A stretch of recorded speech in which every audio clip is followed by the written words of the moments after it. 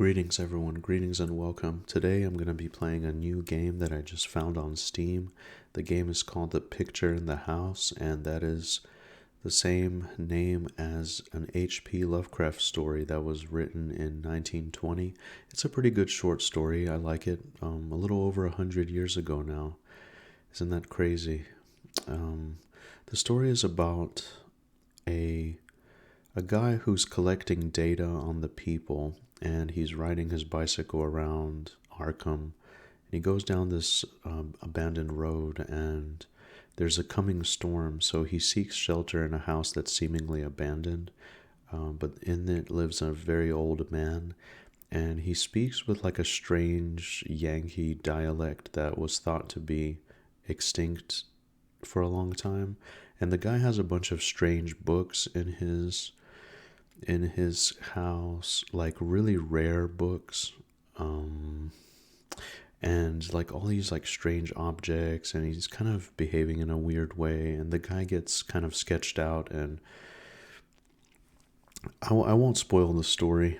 It's a really great story, just very short. I recently reread it, and it took me about 20 minutes, just took my time. So I'm going to check out a game based on this story, though, because I am a huge H.P. Lovecraft fan, and yeah, let's get into it.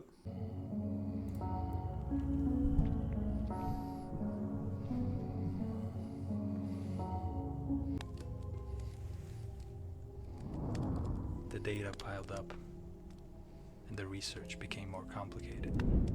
I set out to travel to the Miskatonic Valley to shed light on my questions.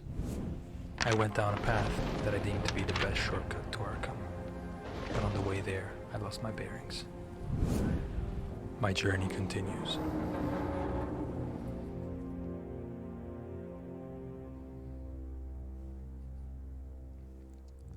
I like the graphics style.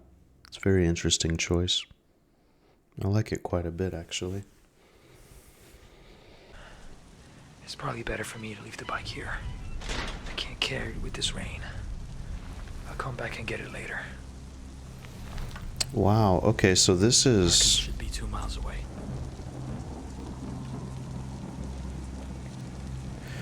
This is interesting. The graphics are actually better than I thought. Not bad for an indie game, not bad at all.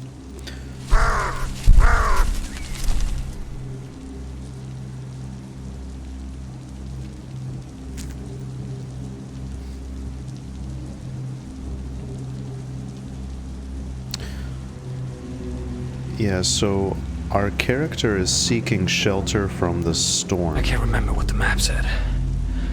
If only I hadn't lost it. And keep in mind, this is 1896, so times are rough. Hey, I would have rode my bicycle down this way, though. According to the map, I shouldn't be here.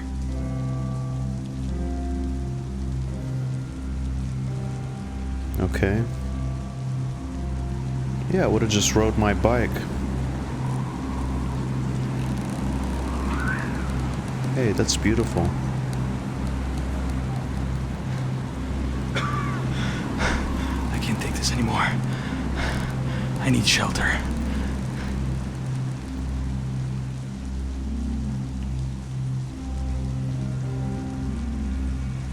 Okay, let's see what we can find. Ah, here we go. This must be an old farmhouse.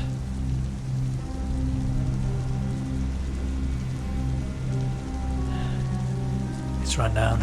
It's probably abandoned. But it's a good enough shelter for now.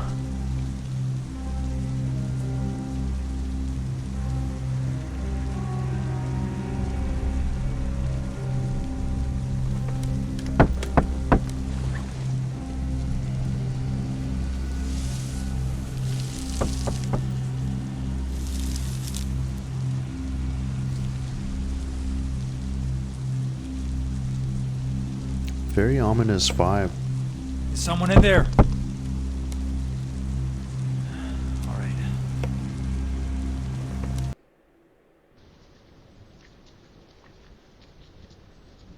Okay. Wow, this is nice. This is exactly this works really well. Yeah, I kind of imagined the old house to be like this.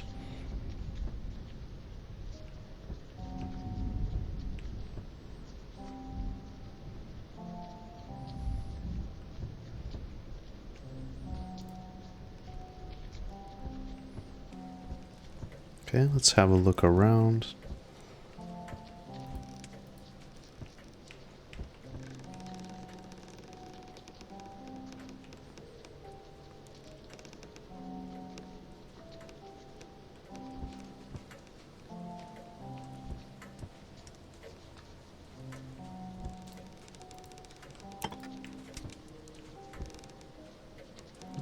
The graphics and the lighting in this is really good.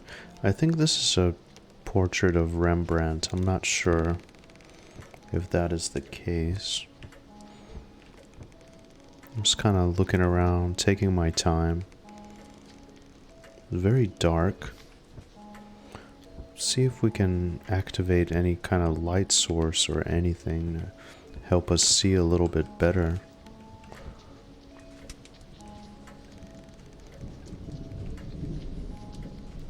Well, at least we did find shelter from the storm, so that is very nice. Full disclosure, I know how this story ends. I don't know how true to the original content this game will be, but this is really cool. It's, you know, we're living the story. Howard Company, nice. Howard Company. Didn't he go bankrupt?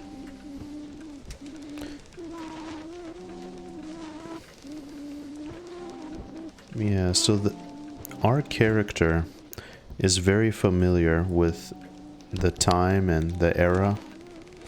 Okay, nice.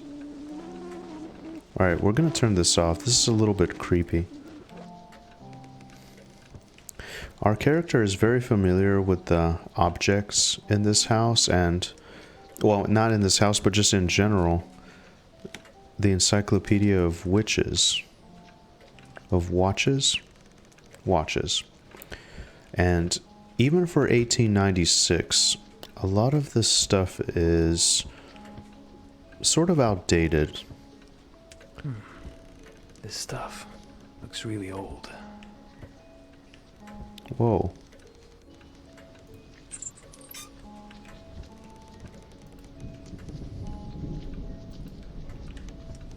It's very creepy. I think that is mostly it. Oh, okay, here we go.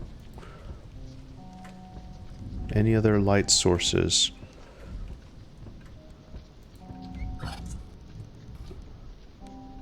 Empty chest. Let's go ahead and take a look upstairs. Let's see if we can light up some more of this stuff. No? Okay.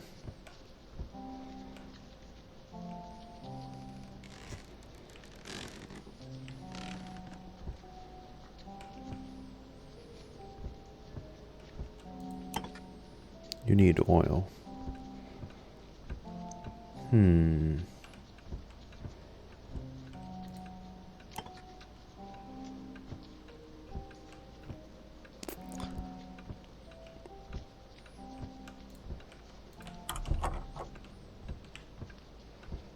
Okay, let's just kind of look around, take our time.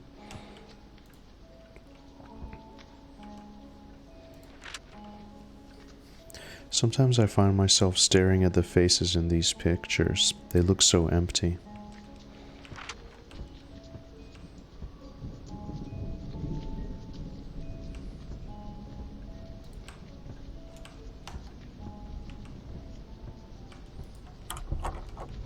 Okay, it's locked upstairs. Oh.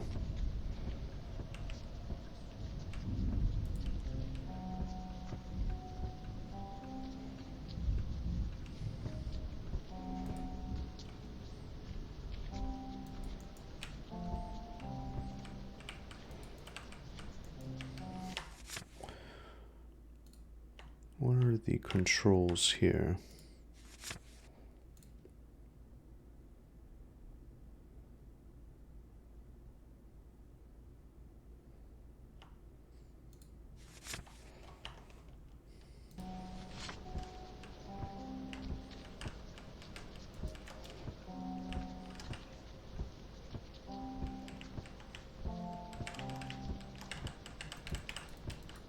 a little bit buggy, I'm not gonna lie.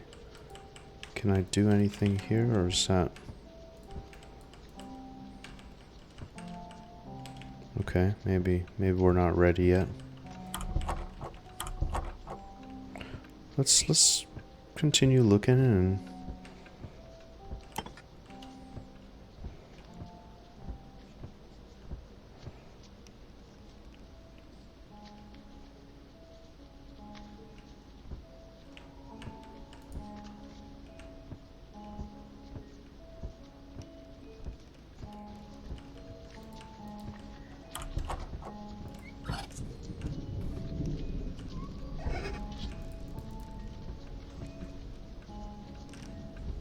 Anything different down here? It's just a very eerie vibe, which is what the story wants you to feel. Let's see if we can identify any of these books. Oh, okay. Something down here. This could be useful. Okay. It's like a small figurine. Ah, I imagine that goes into the music box here. Maybe? Okay.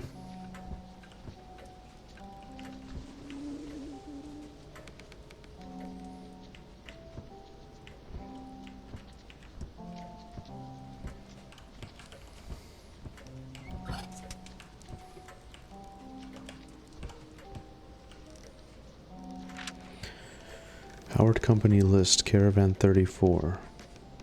3 barrels of oil, 10 candles, 15 oil lamps, screws, and metal bars. Okay, some sort of list. Nice big tables.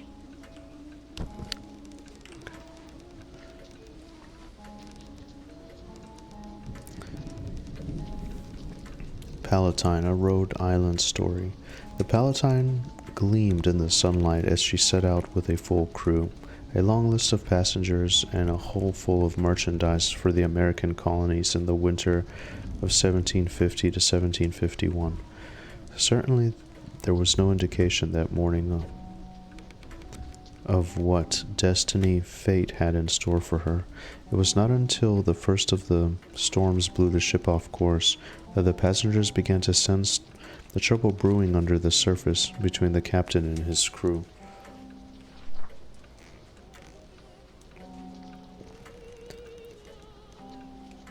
Wait a second.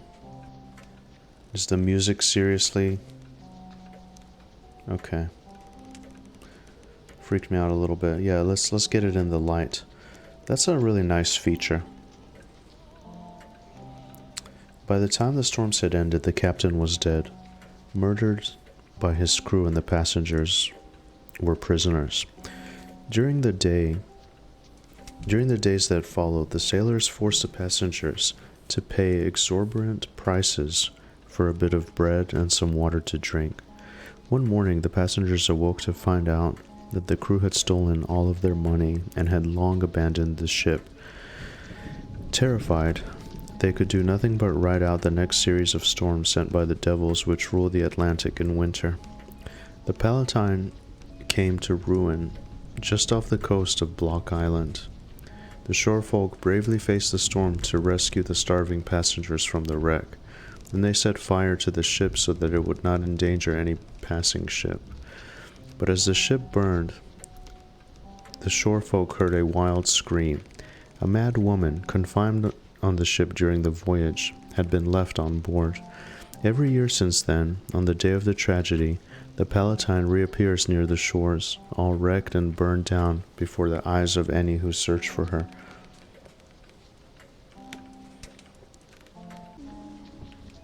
Okay, that is a little bit weird, but that's okay. Let's keep looking. Something like a rotten apple. Okay.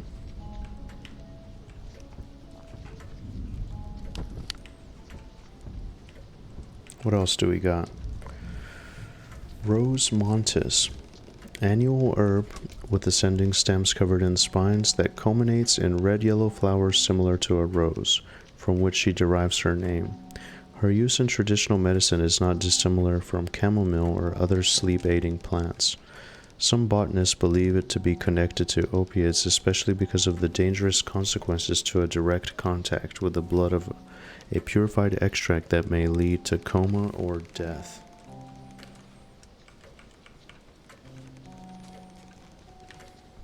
Okay.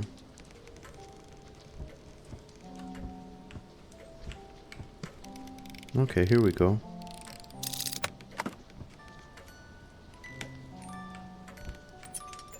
Okay, so we got a key. Very cool. Let's see, what can we do with it? What else? Did I miss anything while I was over here? I don't think so. What's this? 27th of May, 1847. I wanted to remind you of our appointment in July for the Latin translation of that book that you showed me last time.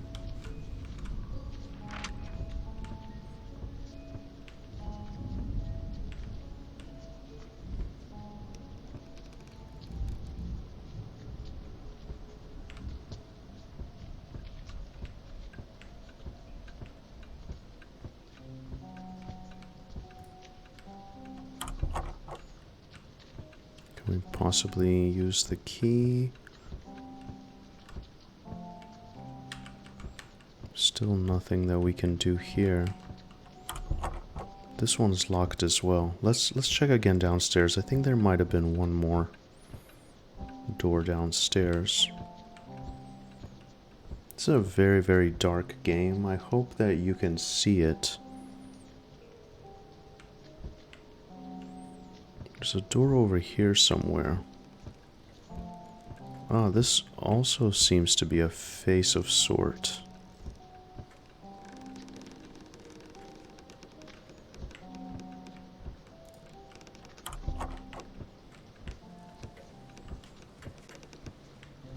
I need a key to open this.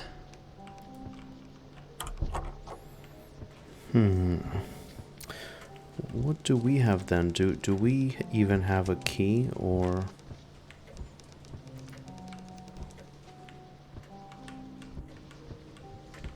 I'm starting to... Okay.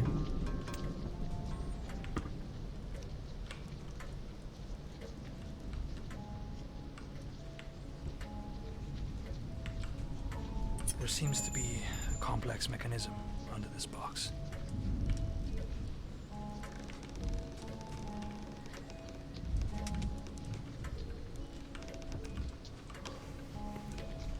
Okay, so this is one of those...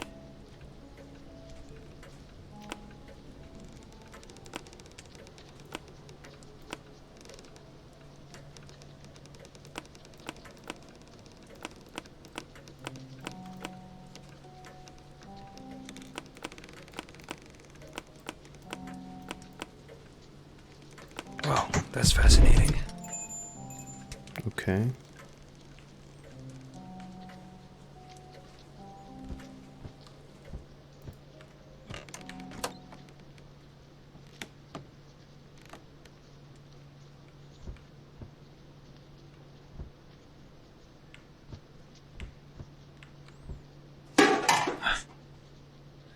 I gotta be more careful.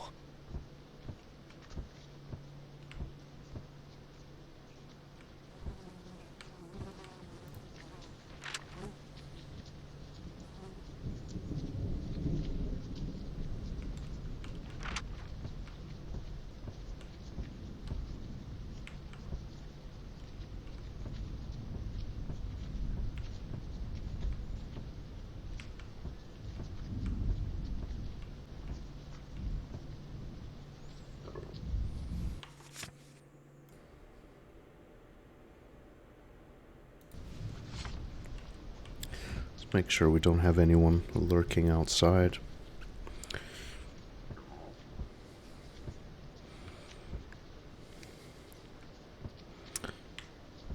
Pilgrim Progress. Very interesting. It's Got the stove burning, very cozy.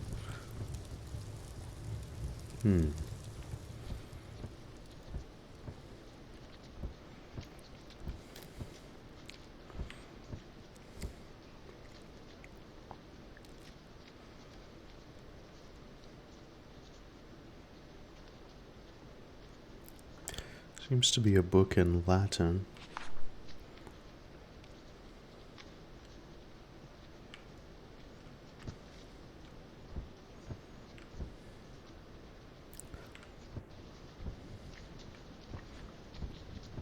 Let's see what else we can do. Let's see what else we can possibly unlock. Maybe here?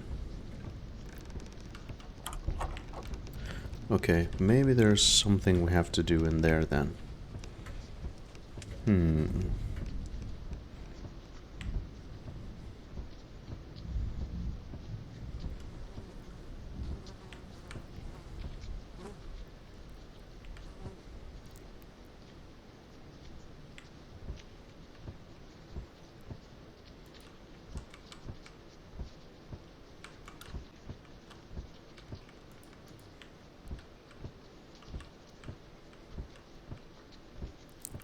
Catched in the rain, be ya? Glad you was near the house and had the sense to come right in. I calculate I was asleep, else I'd heard you. I ain't as young as I used to be, and I need a powerful sight of naps nowadays. Traveling fur? Ain't seen many folks along this road since they took off the Arkham stage.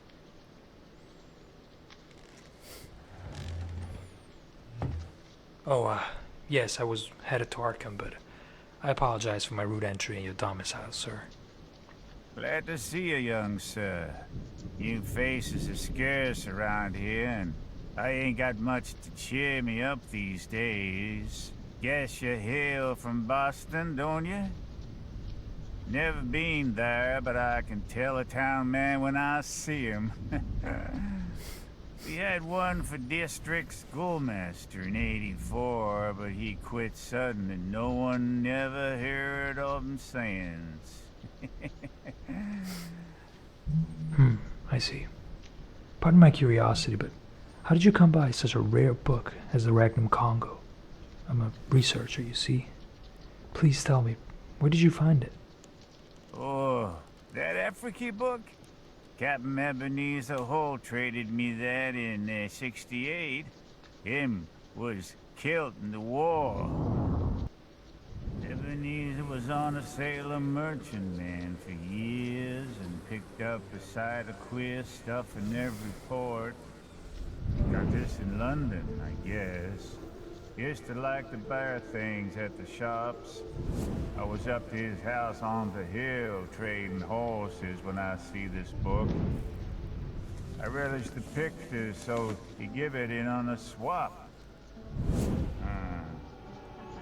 It's a queer book.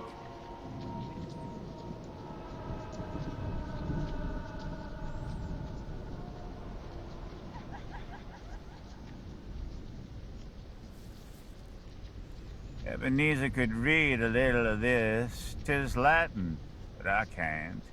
I had 2 or 3 schoolmasters read me a bit, and Passon Clark, him they say got drowned in the pond. Can you make anything out in it? Yes.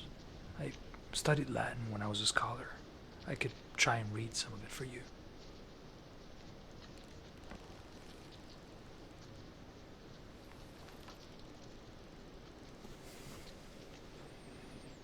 Vera descriptio regni africani, quam tamincolis, quam lusitanis congus appellatur, written in Italian by Filippo Pigafetta from the notes of Eduardo Lopez. These populations, once called Brahmas, were almost entirely similar to the others from Congo, except for their armor, for showing your face was the price to pay. The ones that lived north of the border were called Anziki.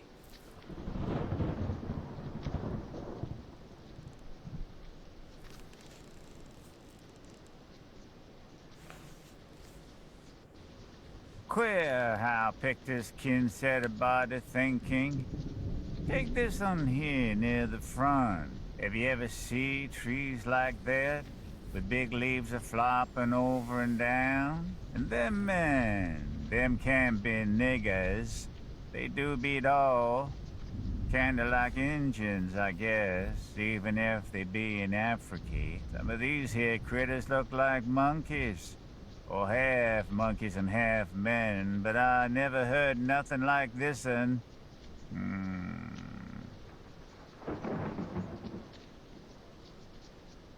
now I'll show you the best one. Over here, now the middle. What do you think of this?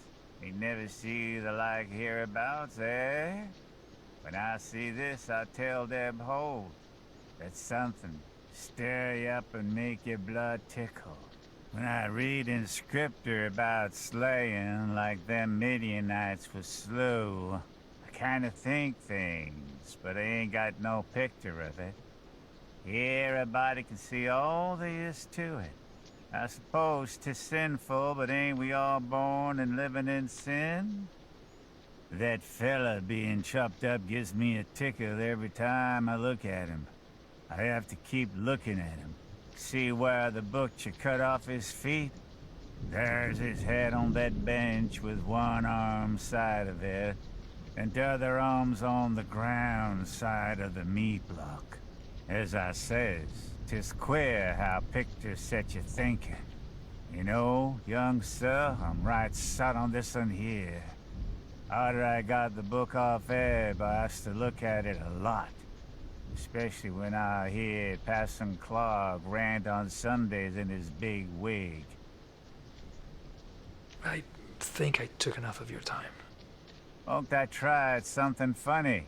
Here, young sir, don't get scared.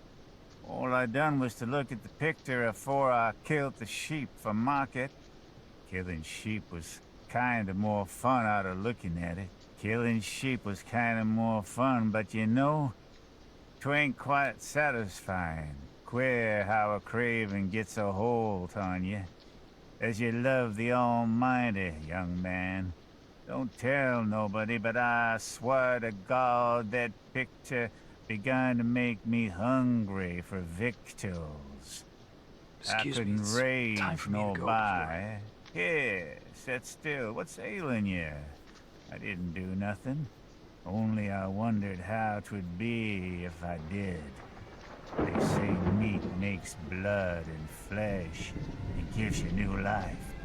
So I wondered if 'twouldn't make a man live longer and longer if 'twas more the same.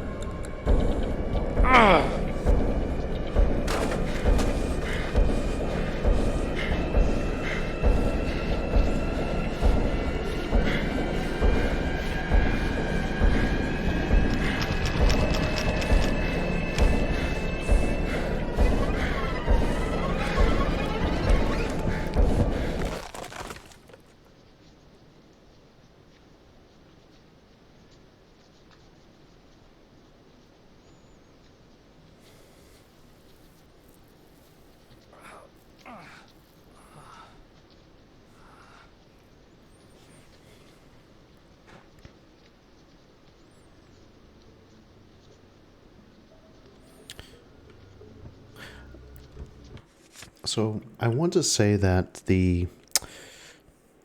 that was on purpose, and I feel like the game did it does a good job of this. I'll hold my judgment until it's over, but you see, this terrible old man in the house he kind of hinted at cannibalism. He kind of hinted at, the idea is like he seemingly has been alive longer than possible, and he has enhanced his life through cannibalism.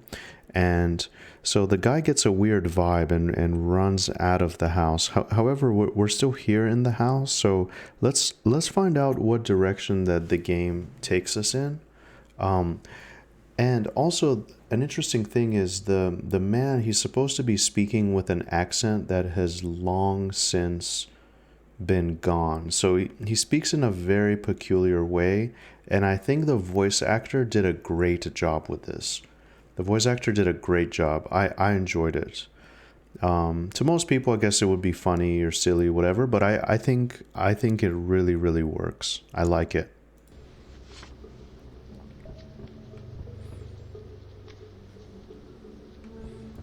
I'm assuming he locked us in.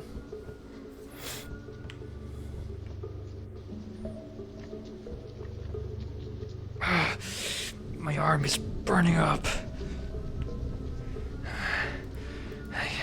I gotta find a way to get out of this house.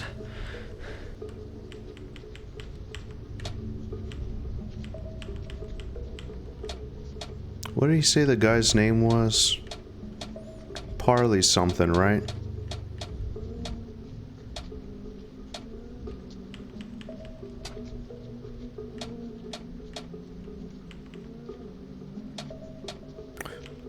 Well,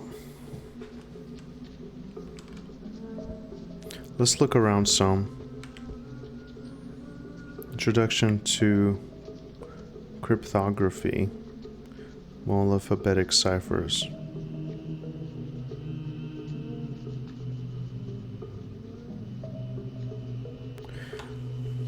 It's a technique and function to obfuscate a message hiding the true meaning of the text, to make it incomprehensible to people who shouldn't read it. In history, various encryption methods have been invented to hide their strategies from rivals. Monoalphabetic ciphers differ in the secret key, which is the only information necessary to decipher each message.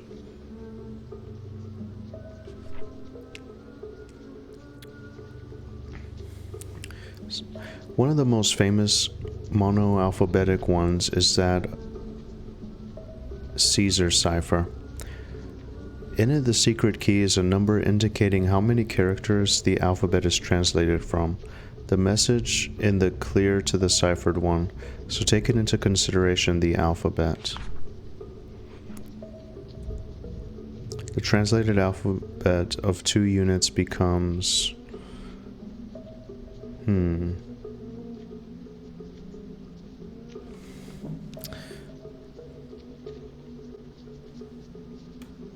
Okay.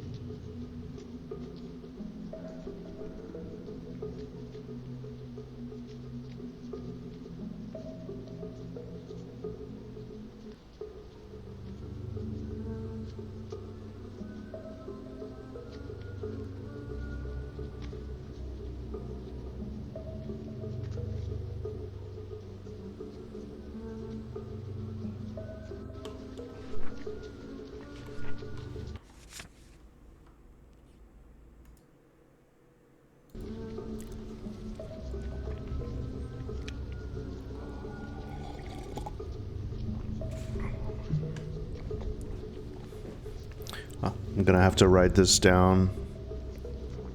IVOHSFS, okay.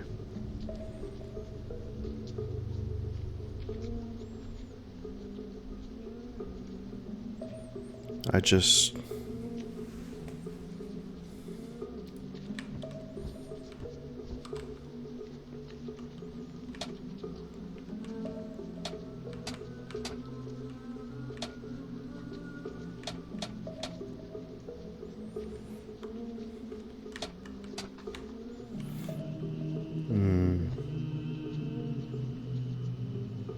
I don't know.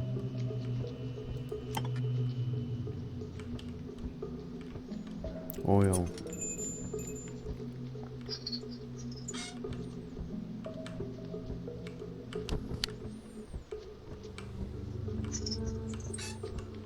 Okay, perfect.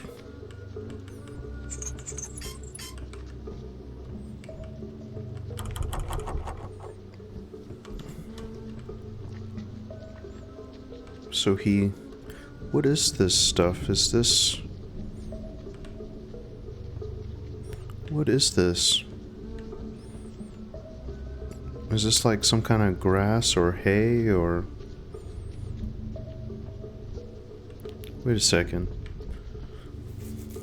D...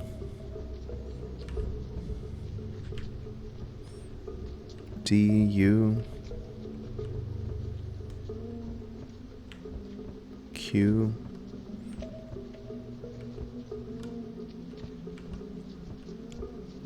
N... L...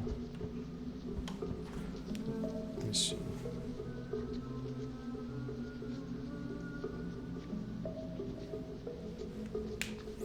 I have to write some of this down. F.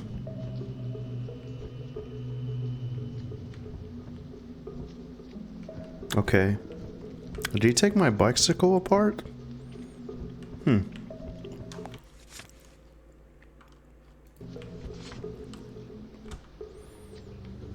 Let's try this.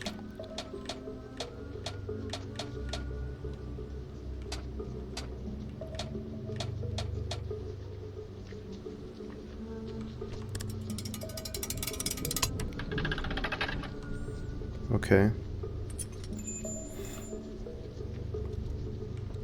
Okay. Let's get out of here. This guy is off his rocker.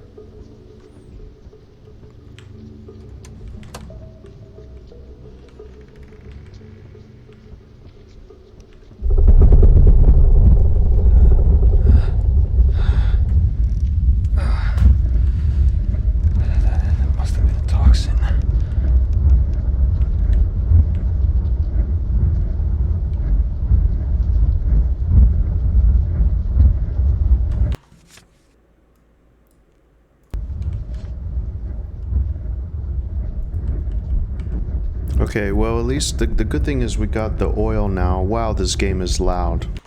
Whoa. I apologize.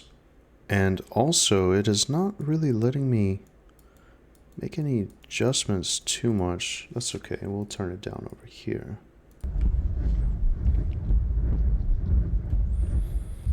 Great atmosphere. Great, vibe, just... Controls are a little bit wonky. That's the only thing. Oh, that's that room we were in. Okay.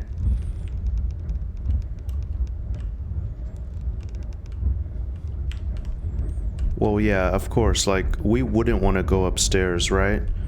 We would want to get out somehow. Okay.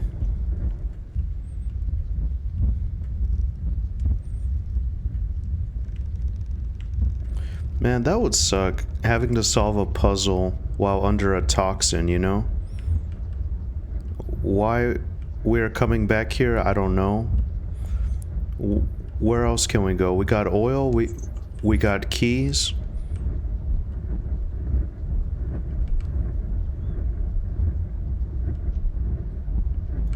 What's that?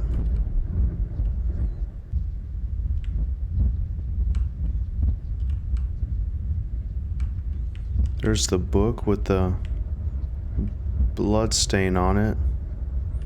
Or maybe blood stain was just my imagination. Maybe not. Of course not. Okay. Why we are wandering around in here, I do not know.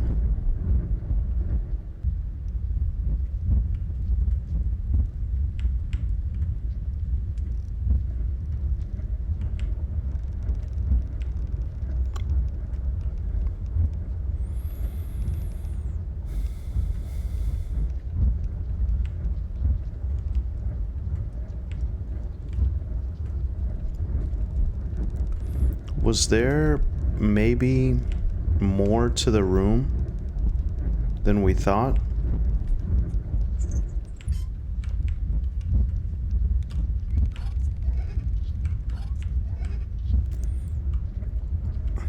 Can we maybe grab one of these boards and replace the floor?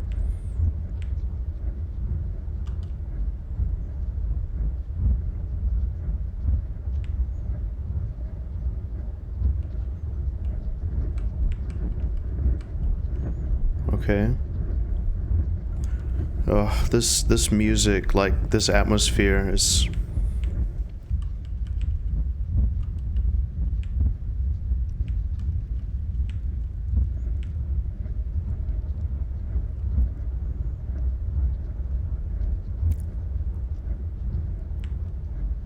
Okay, well, we walked past it. Oh!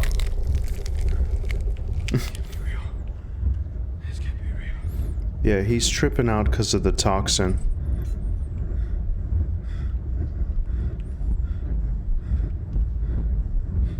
I feel really nervous. Paintings are mostly gone. Yeah, the paintings are gone or fallen off the wall.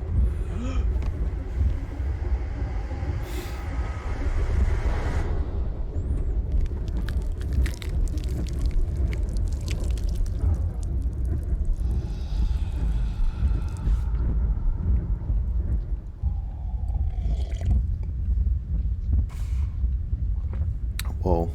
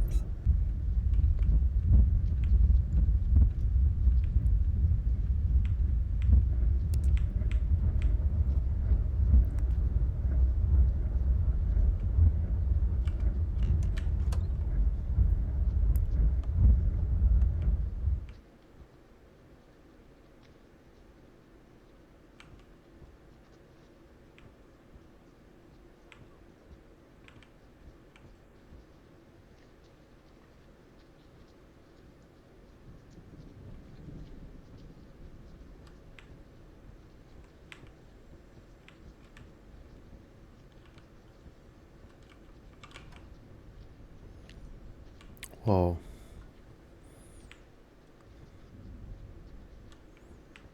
Very creepy.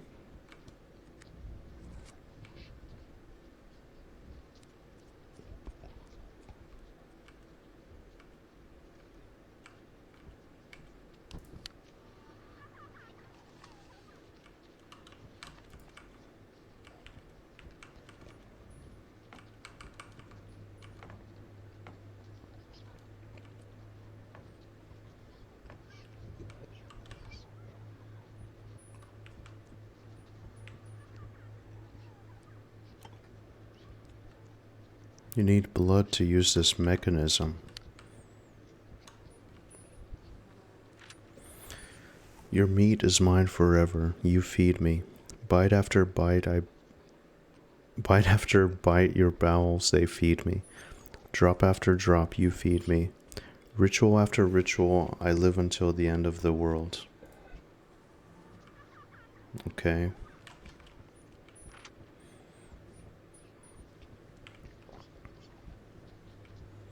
Ugh.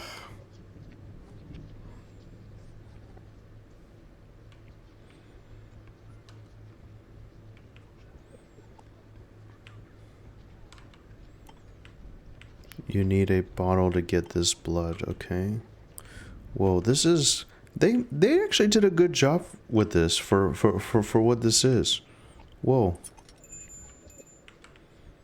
Okay. Life is a flat circle. Yeah.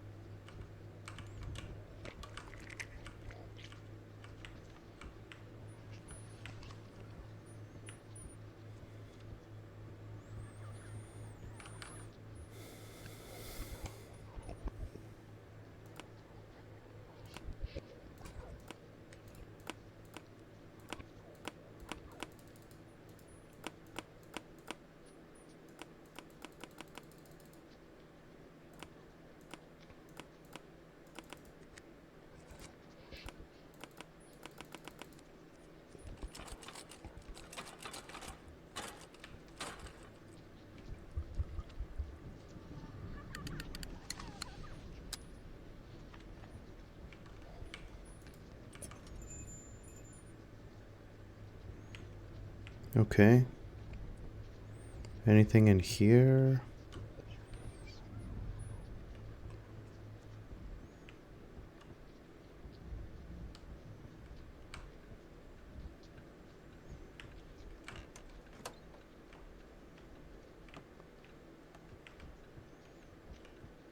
Why would we be wandering around in here? I do not know.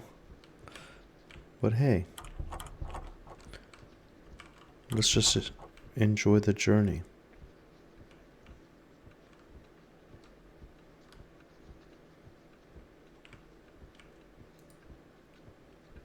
Okay, yeah, this is under the house.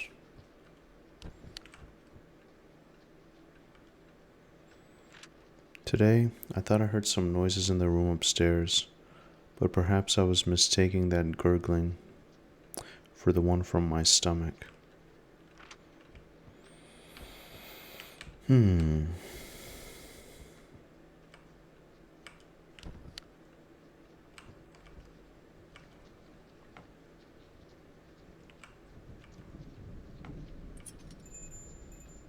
out of three. 1 out of 3 what? What do we got? And in this, can this be opened? Is there maybe something behind it? There's a rope. There is a rope tied to the leg of it. And can we push this? Maybe push it out of the way. I guess we need something to pull with. I really don't want to go in this room again.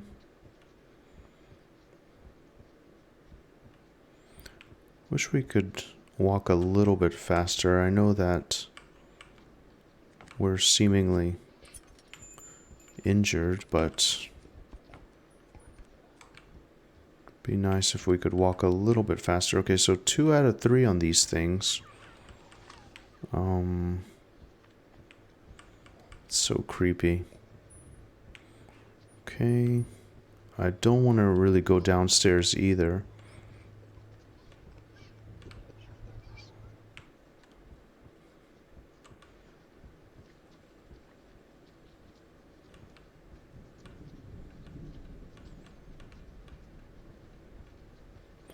What is this? Like...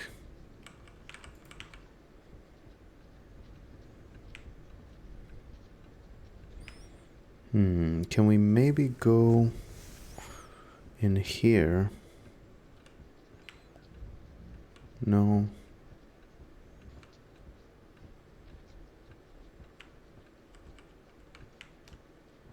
Nothing here.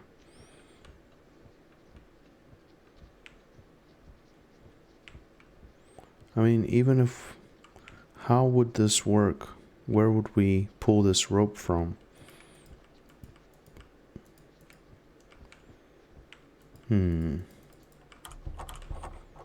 Okay.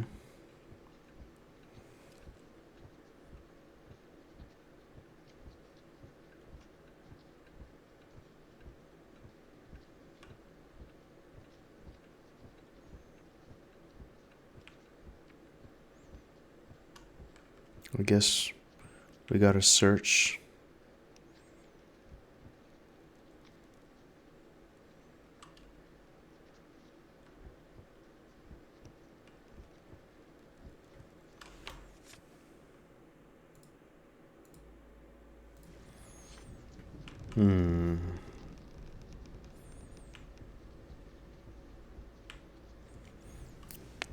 Can't really determine where I should be looking. I feel like I've checked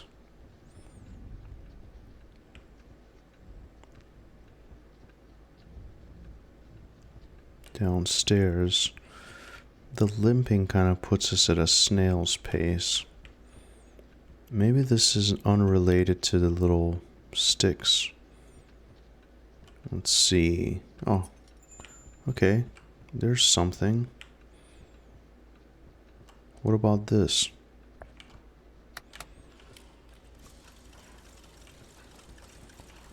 Okay. Oh, so this is like some sort of study area.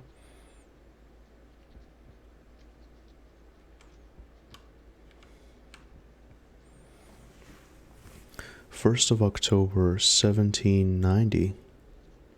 Today I decided I would start a journal. Some feelings can only be expressed on pieces of paper meant to never be read. I won't even allow my darling to read this journal, along with that book that is now forcing me to talk about what is inside me.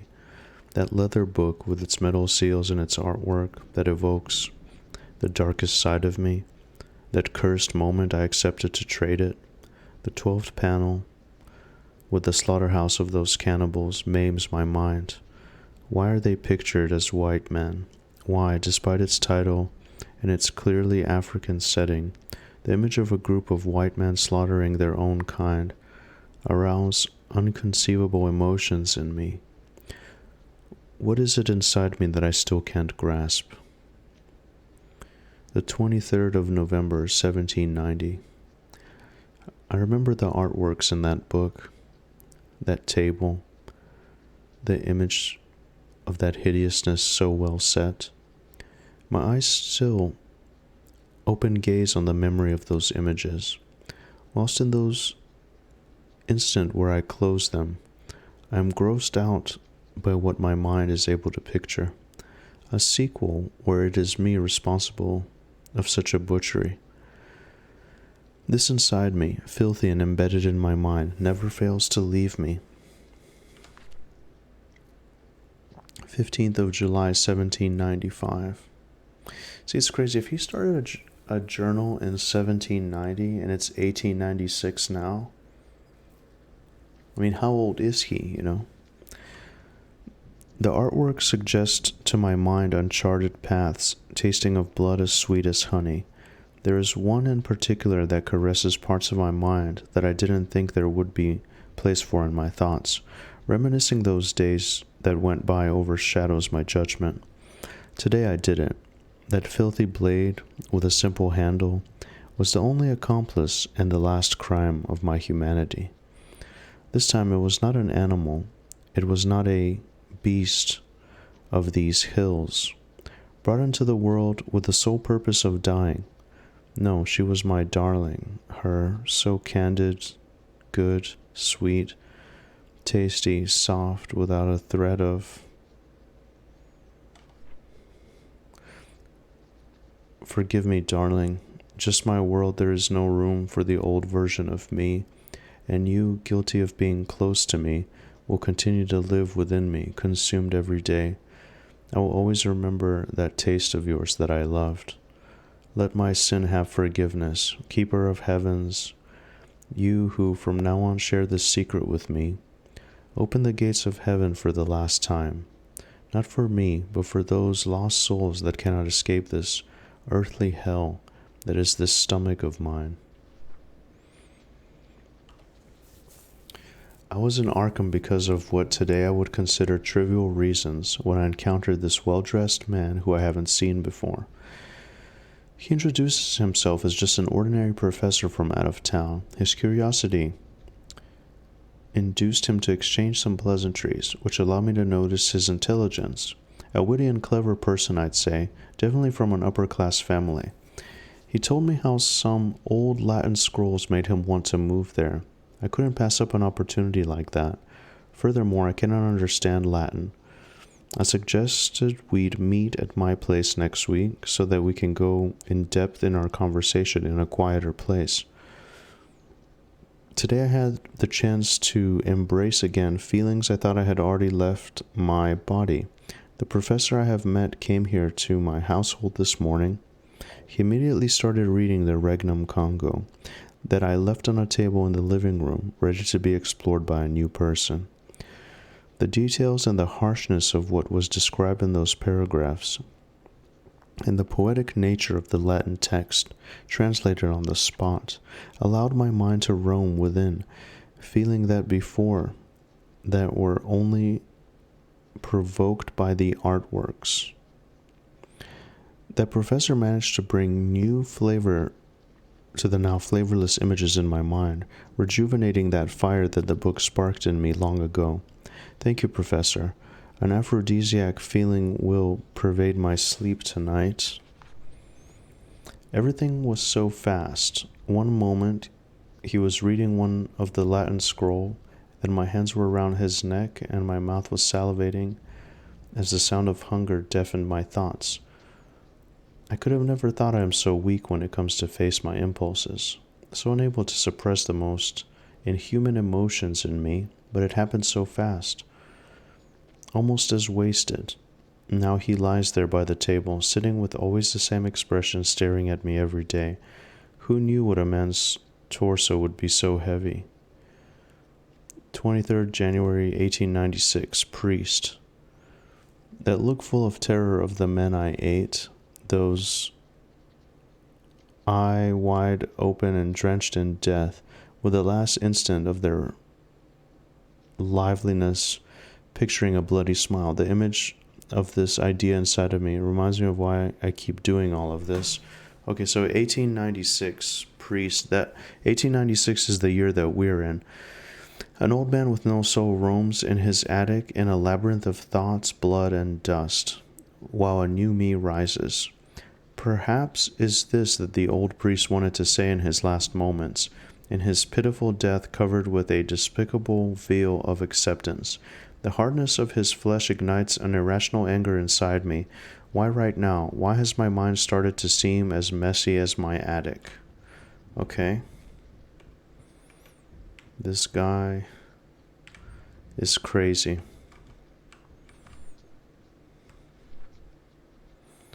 Lorelei and the Forest. All right, Lorelei and the Forest.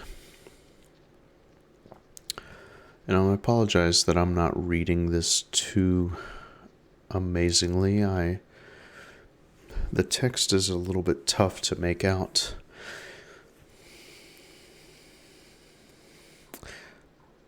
In the Duchy of Pandunk lived a sweet and pleasant girl. She was endeared by everyone who looked at her. She spent her days caring for the plants and bushes so much that people all around started to call her Lorelei Green. One day, foretold by the ring of the bells, the Duke himself arrived to visit the villages under his kingdom. His eyes immediately fell on Lorelei, and quicker was his heart to fall in love. He descended from his horse as the guard opened a path among the village folks, just so he could propose to her straight away. But the girl loved her plants more than anything else, and so she politely declined. The Duke, deeply saddened, bowed down and left quickly before completing his visit. The peasants were disappointed, trusting that such marriage would bring great prestige to the village.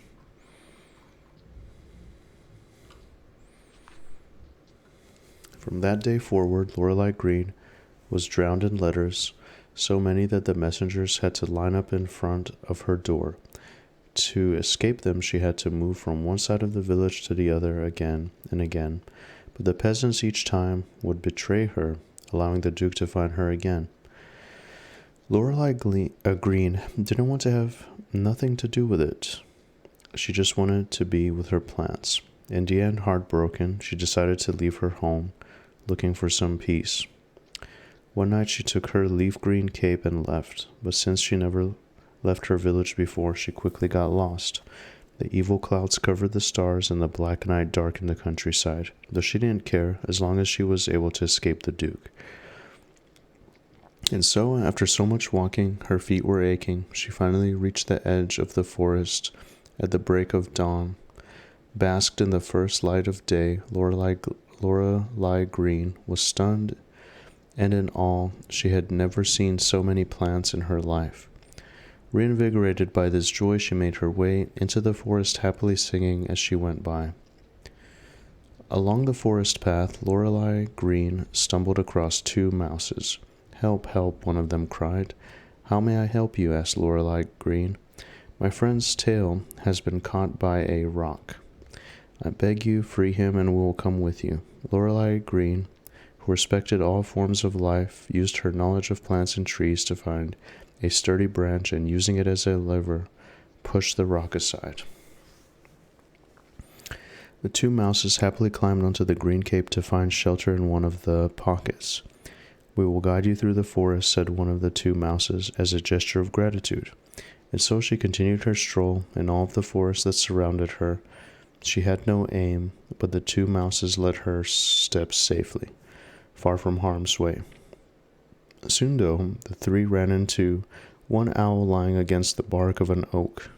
"What does an owl as yourself do here in the middle of the day?" asked Lorelei Green. "I've injured my wing, but if you would give me one of those rodents, I'm sure I'll recover." But Lorelei Green didn't want to abandon her friends. Neither she wanted to leave that poor owl alone, so she decided to search the undergrowth nearby to bring back some leaves. With a little mortar, she turned the leaves into a paste, then she applied it on the owl's wing.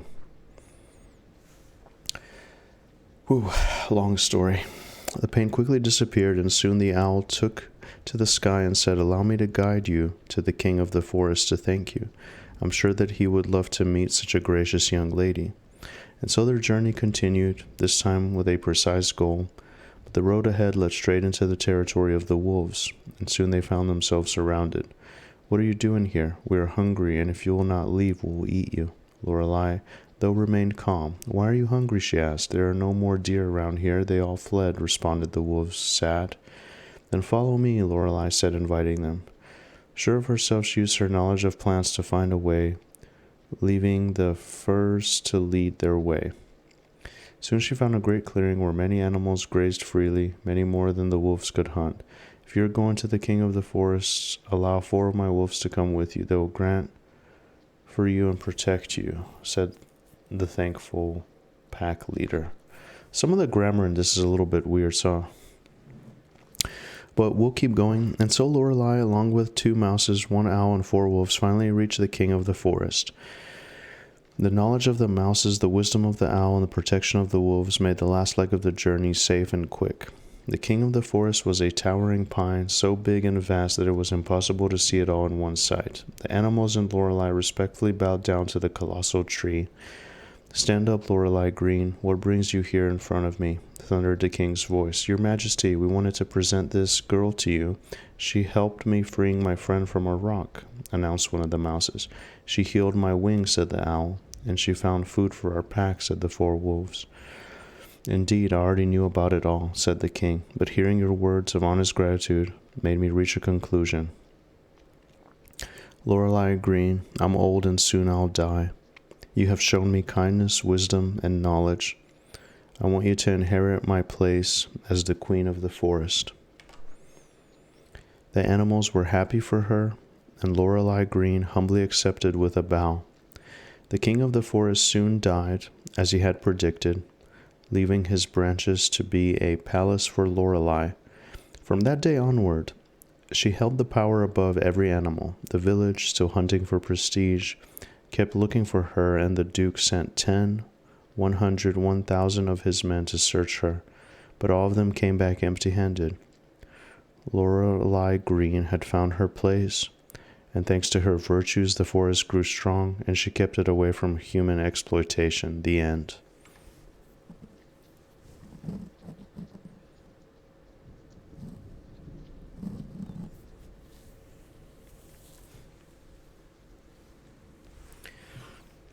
Okay. No. God damn it. Perfect. Now I'm stuck here.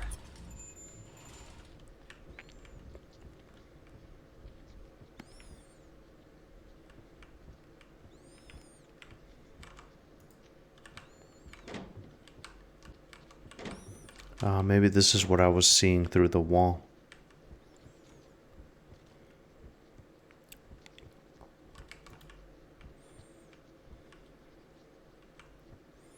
Okay. So, yeah, let's get some light. Thank God. Let's see what we're doing.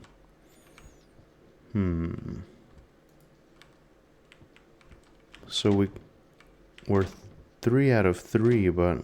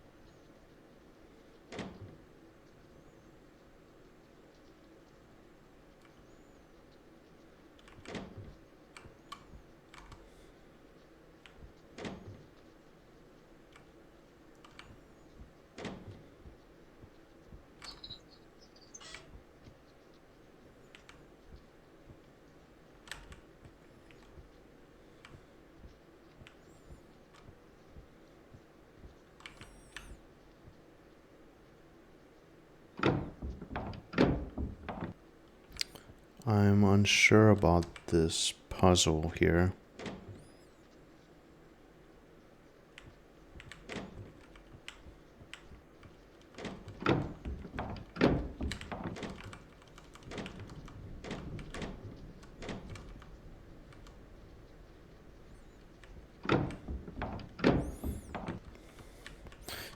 It's something you gotta feel out, you know what I mean? Without physically...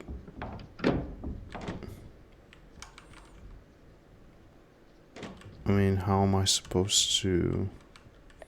There's 2 pictures on the wall behind it, right? Seemingly like an owl and something. I don't know. Is that from the story, or am I supposed to be putting together clues from the story, or...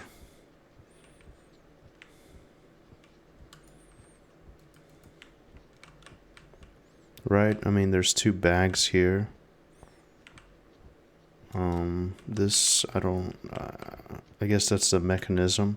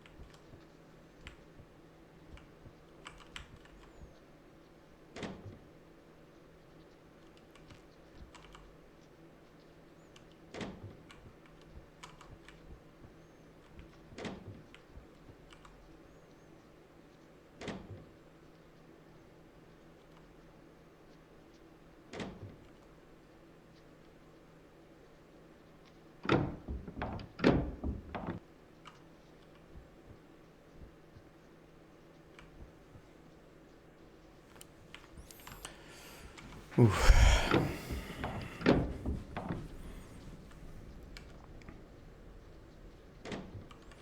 Well, there's no indication of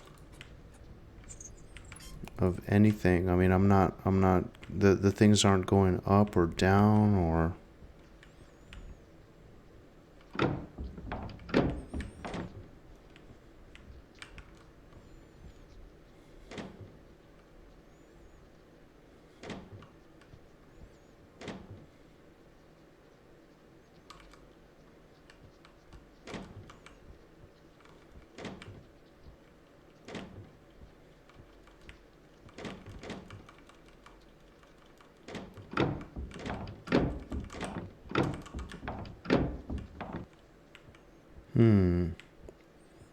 I don't know.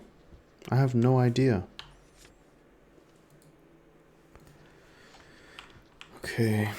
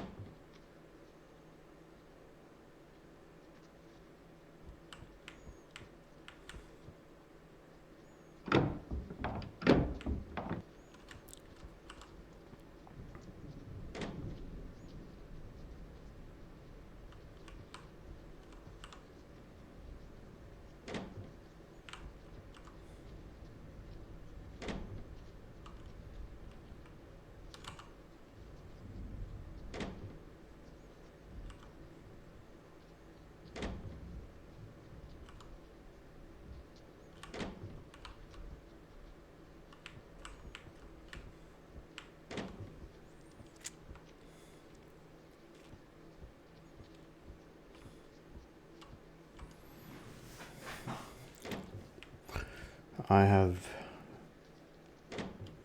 no idea.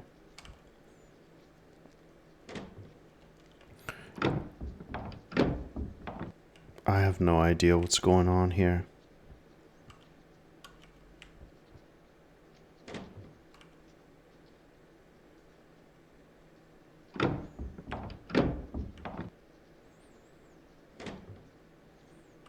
Is this supposed to be like, you know, like from the story, I guess? Like the Lorelei of the Green Forest? Right? I mean, the mouse, the owl, and the wolves, right? The protection of the wolves. Oh, wait a second, right?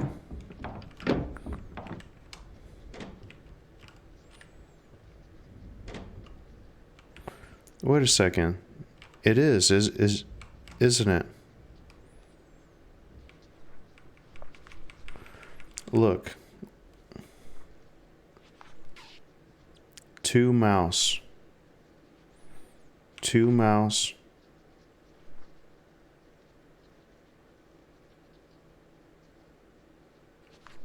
1 owl. 4 wolves, right? Yeah. It has to be.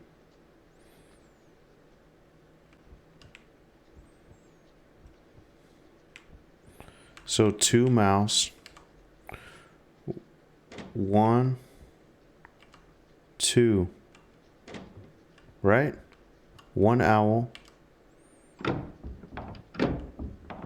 1 owl, and then 4 wolves. 1, 2, 3, 4.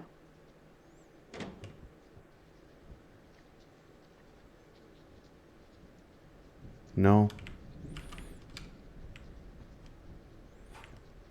That's gotta be it. I just gotta make sure it's reset.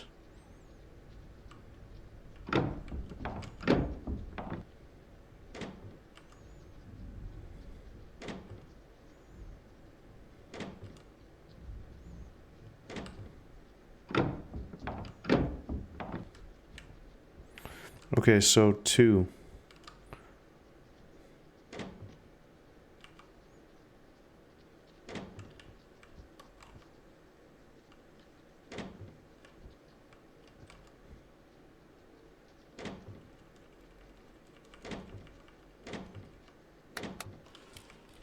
Yes, that was it.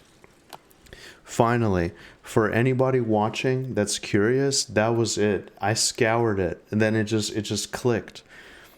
It's all in the story of Lorelei Green. Right? So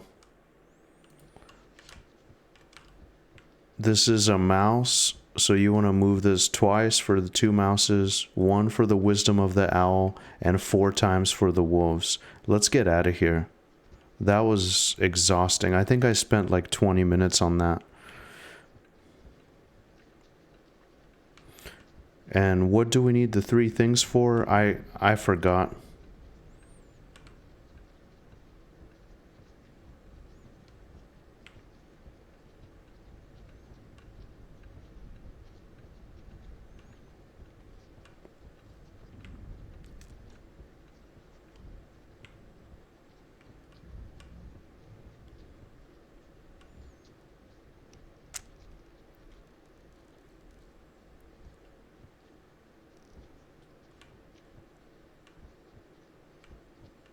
Just, can we get out of here, please?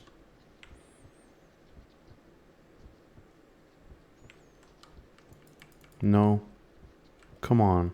Let me out.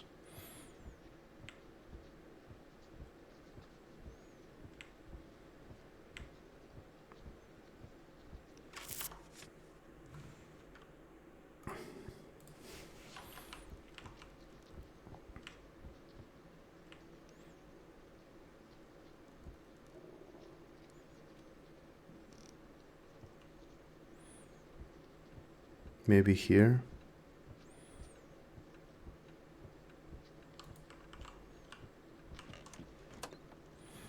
Okay.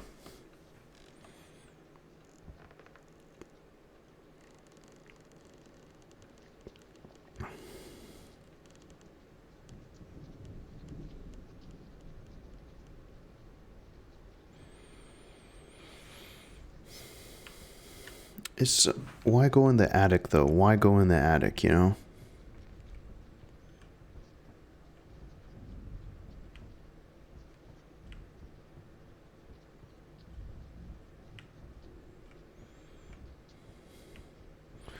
Please, no more puzzles.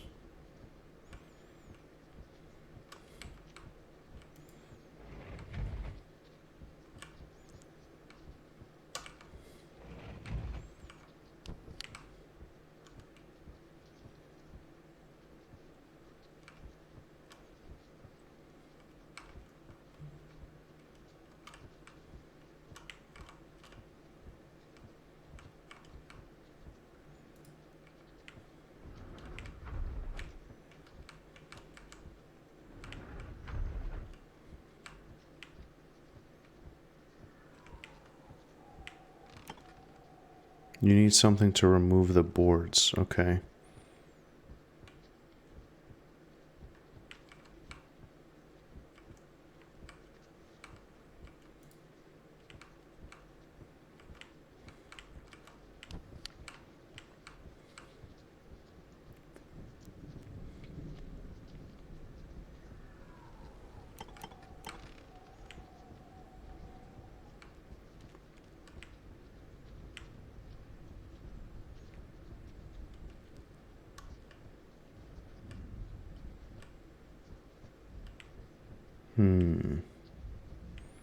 What could we use?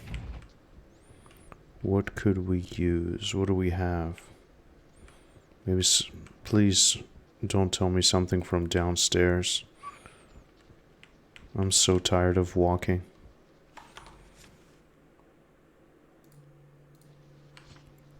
Okay.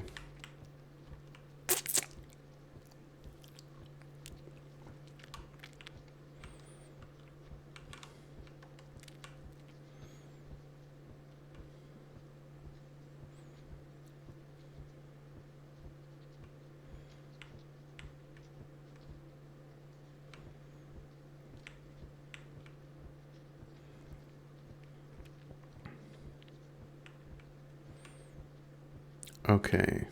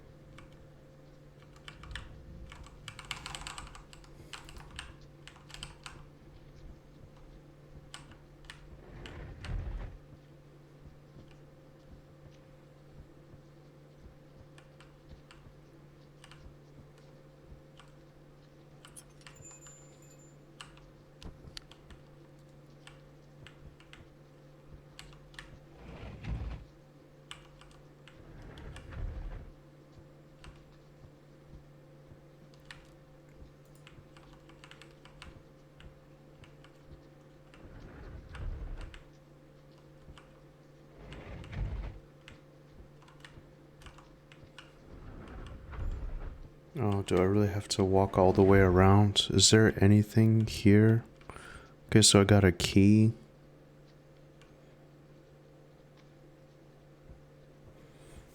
There's gotta be something. It can't be downstairs.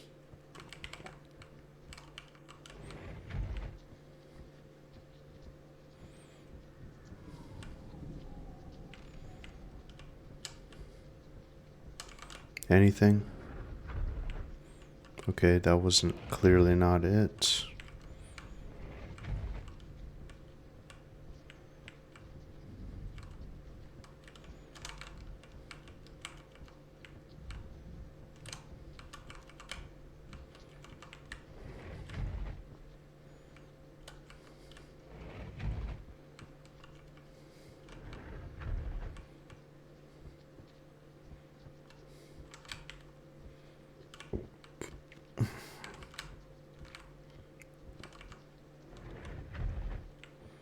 Okay. Now this way.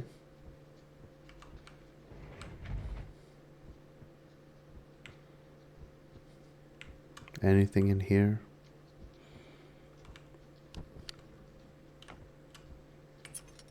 Okay. Good. I didn't want to go downstairs.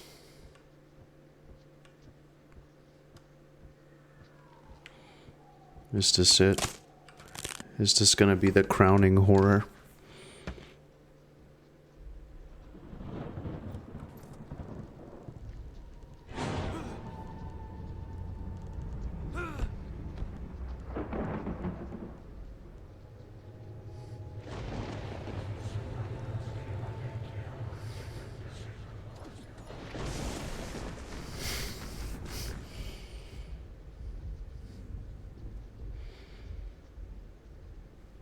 Ah, bright. Man, possessed by ancient dark powers, was preparing to take my flesh. A moment later came the titanic thunderbolt of thunderbolts, blasting that accursed house of unutterable secrets and bringing the oblivion which alone saved my mind.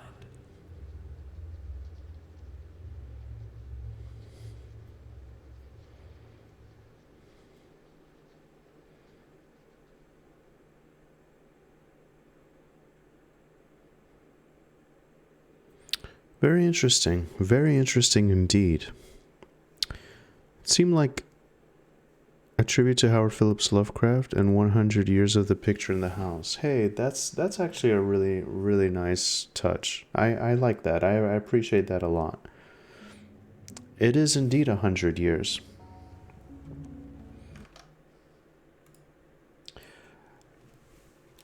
I really liked the game. The game was true to the story. It had a little bit of twist, but that's how the story ends. The story ends with lightning striking the house, and the protagonist is able to escape and seemingly go back to wherever he's going and maybe tell the story, maybe not, but yeah, the game was good. The controls were a little bit clunky, and I felt very lost at times. But the atmosphere was great. The voice actor did a great job. The house was great. Some of the puzzles were a little bit challenging, and it kind of took away from the immersion. I didn't like how the character I mean, I understand that he was injured, but I didn't like the kind of like limping around while trying to solve puzzles, but I understand what they were going for. The game it's a really nice love story to Lovecraft and the picture in the house. Ultimately, it isn't going to be everyone's cup of tea, of course. Lovecraft isn't the type of writer you look to for like action and amazing things. Like people these days, they just want like the jump scares, fast, fun, quick, get it done. But I get what they were going for here, and I really enjoyed this game. It's free on Steam, so why not? It's a free game. It's a free experience. Very well put together for what it is. Great atmosphere, and some of the scares even got me. I felt very unsettled. And yeah, they did a great job. So thank you so much for watching, and take care. I'll see you in the next one.